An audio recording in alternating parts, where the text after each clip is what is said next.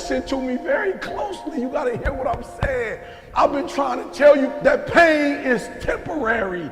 I'm trying to get you to have an understanding that pain is your friend. That pain is going to take you to the next level. Listen to me. I had pain going through. I felt sabotaged. There were some people who I felt they were out to get me. Are you hearing what I'm saying? They wanted me gone. You talk about haters. Are you hearing what I'm saying? I'm talking about sabotage. I'm talking about pain. I'm talking about, there was days I didn't want to get up. There was days I didn't want to put my clothes on. There was days I didn't want to face the world. Are you hearing what I'm saying? I was blessed because I went through so much pain that pain actually pushed me. You better hear what I'm telling you today. I'm telling you that pain pushed me to prosperity. That pain pushed me to greatness.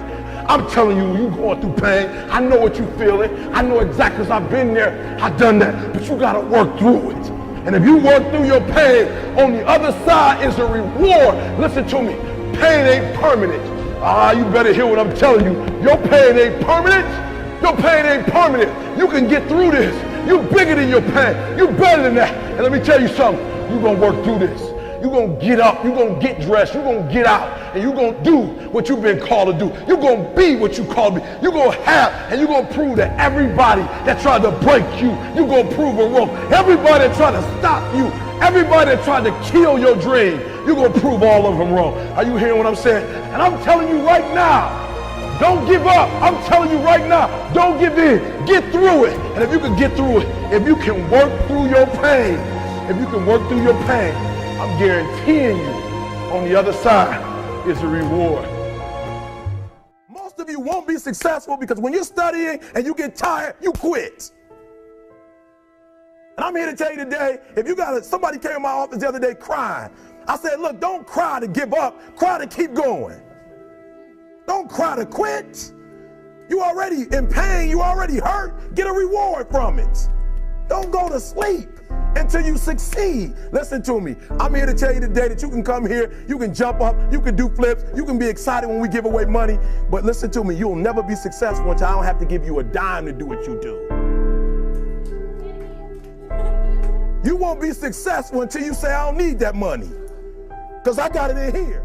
So if you want to make six figures, you can't just be talking about you want to make six figures. When you want to succeed as bad as you want to breathe, then you'll be successful. And when you get to the point where all you want to do is be successful as bad as you want to breathe, then you'll be successful. And I'm here to tell you, number one, that most of you say you want to be successful, but you don't want it bad. You just kind of want it. You don't want it badder than you want to party. You don't want it as much as you want to be cool. Most of you don't want success as much as you want to sleep. Some of you love sleep more than you love success. And I'm here to tell you today, if you're going to be successful, you've got to be willing to give up sleep. You got to be willing to work off for 3 hours of sleep, 2 hours. If you really want to be successful, some days you're going to have to stay up 3 days in a row. Because if you go to sleep, you might miss the opportunity to be successful. That's how bad you got to want it. You got to go days without, listen to me, you got to want to be successful so bad that you forget to eat. So listen to me. Emmett Smith said this at the end of the commercial. Emmett Smith said, all men are created equal. Some work harder in preseason. I'm going to say it again because you might have missed it. All men are created equal. Some work harder in preseason. So that means that there are some people who are going to see the professor, going to see the TA. And even when the professor says, I don't meet with you, my TA meets with you, you say, I don't want to talk to your TA. I don't pay the TA. I pay you to teach me. So you're going to have to find some time to meet me. If I got to meet you at the mall, if I got to meet you at your house, you are going to see me. Listen to me. All men are created equal. Some work hard in preseason. When I went to college, guys were way smarter than me. 4.0s, 3.0s. They went to the Ivy League high schools, came to Oakwood from these great high schools. Most of them are not doing what I'm doing. Why? Because it's not about where you come from. It's about heart. You come to a place where, being smart ain't enough. You got to have heart. That's number one. Watch number two. Number two, catch number two. I wrote it down. I wanted to make sure you got it. It says to be, watch this. We're talking about sacrifice now. The important thing is this. You're writing while I'm saying it, because I only have about 3 more minutes. Listen to me. The most important thing is this: to be able at any moment to sacrifice what you are for what you will become. That's the number 2 thing. You got to catch that one. To be able to, listen to me, at any moment. Some of you can make sacrifices when Monday Night Football is not on. You can make a sacrifice. But when the game come on, for some reason, you just attached to it. For some of you, when your favorite show come on, you can make sacrifices on Sunday when ain't nothing going on. But when your favorite show comes on Monday, bam, some of you focus until the phone ring, and then you like, I gotta answer it. If I don't answer the phone, I'm gonna die. I'm saying to you today that there are some of you, if you give up your cell phone, you would be successful. But your cell phone is more important to you than your success. I'm gonna say it again. I'm gonna hurt somebody. I'm gonna hurt somebody. Some of you need to give up your cell phone because the time you spend on your cell phone could be used for your success. The time you could be using to be successful, you're using it on the cell. And the cell phone is not bringing you nothing but a bill. And somebody has told you you couldn't live without it. I'm talking about going deep now, giving up stuff. Watch what it says. To be able at any moment to sacrifice what we are for what we could be. I don't do well in math. You're right. You ain't never studied. I'm not good in writing because you have never written before. But I dare you to fail in writing for a whole year to see if you can get to the end. I dare you to fail. I dare you to take that same class over and over again. I dare you to stop dropping classes like you soft. Always want to give up. I'm dropping. Why are you dropping? I'm so grateful that the slaves didn't drop and quit. Say, I'm just going to stop. I'm a slave. I'm just going to be a slave. I'm going to quit. Listen to me. The slaves said, we will live because one day we will become. If you're going to change an area, you do 3 things. Number 1, you focus on it and you get clear and compelling vision for what you want. If your body's not where you want it to be, I tell you there's one simple reason. It's not your focus. No, I focus on it. I focus all the time on how fat I am. No. See, if you focus on crashing into the pole, trying not to, the more you try not to, what you focus on, that's where the energy goes, that's where you go, right? We all know that. But what people tend to do is, I'm saying focusing on what you want, not what you don't want. And not only just focusing on what you want, where you focus and say, well, I'd like to be strong, I'd like to be energetic, I'd like to be fit. It's focusing and making it compelling. You can't just focus on it. You got to create a clear and compelling future in that area that will pull you towards it, so you're not trying to push yourself. If there's an area you're not improving in, think of 3 pillars, if you would. Pillar 1 is get focused and clear. What's compelling? Where are you? Really? And don't lie. Where do you want to be? And make it so compelling you can't help it. When you wake up in the morning, you want to transform this area of your life. So the quality of your life already is better just because you are so excited about what you're after.